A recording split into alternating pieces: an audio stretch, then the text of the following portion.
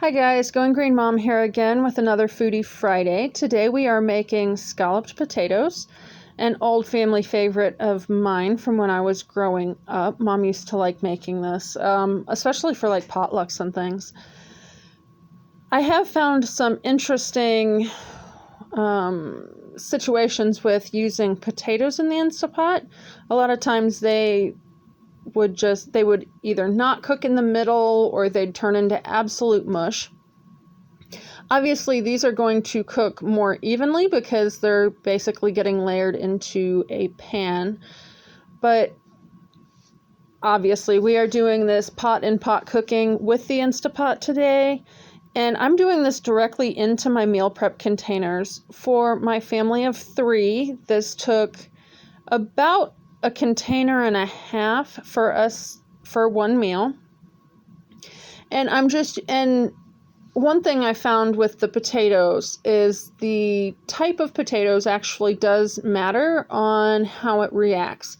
So this time, instead of using like a russet or some other sort of baking potato, I'm using a yellow potato, which is a waxier texture. And Mom always would have used ham for this project. I've used like leftover spiral cut ham. I've used ham lunch meat. Whatever you can tolerate and works for you. I'm using turkey breast lunch meat because I am not on pork at this point.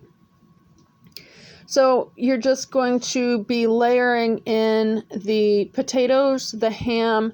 I'm using mozzarella cheese. Mom always would have used like a CoJack, and I just don't react as well to that anymore. So the mozzarella is pretty good for me.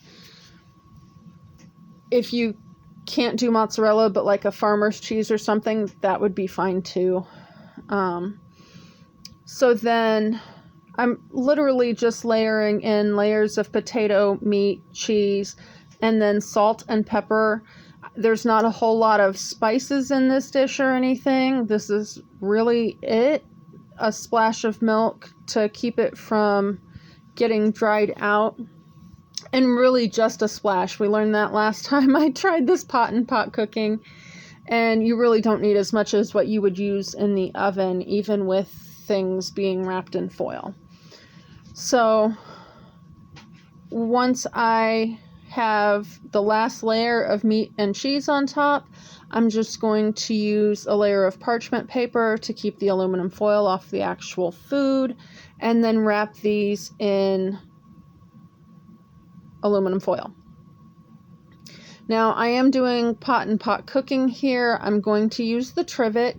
Make sure to put it goes quicker if you put a full cup of water, but you can get it to seal with as low as a half a cup. Since it's pot-in-pot cooking, it doesn't really matter, so I went ahead and put a cup in, and it did actually seal quite a bit faster than with a half a cup. I am kind of making sure that I don't have big areas sticking outside of the corners, because that is the tightest spot in the Instapot. And again, these containers are meal prep containers from Crofton, and they're probably about 4 by 6 by 1.5 inches or so. It might be 2 inches deep. They work really well for reheating. They're glass. They do have plastic lids, so they freeze okay. And they can go in the oven or the toaster oven without problem, as well as the pressure cooker. It's really a simple meal. It's awesome comfort food, definitely not low carb. You'll probably start seeing some more less carby options from me, because one of my focuses going into the coming year is going to be working on my other root cause for the histamine intolerance, which is PCOS and some hormone issues. So I will be working on that this year, probably pretty much all year. I'm taking a class with the functional medicine doctor that first told me about histamine intolerance. So it really is the simple, guys. Obviously, it's more prep work than it is actual hands-on cooking time. And it's a nice hearty meal. Excellent for cold days when you just want to cuddle up in a blanket. And there's the cup of water. I didn't get it on video, but I did put a cup of water in there.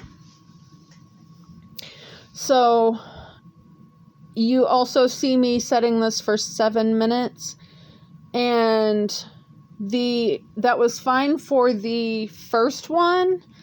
It was not quite enough time on the second one. So in the future, I will probably go 8 or 9 minutes just to make sure the potatoes are definitely cooked all the way through, because I'm really doing most of the cooking in the pressure cooker and then just sticking these in the oven to brown up the top just a little bit.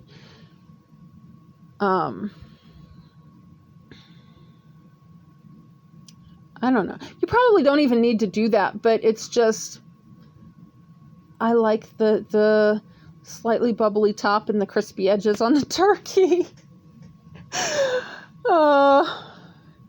Isn't it funny how we learn to like things a certain way and then it seems so strange for it to be made a different way?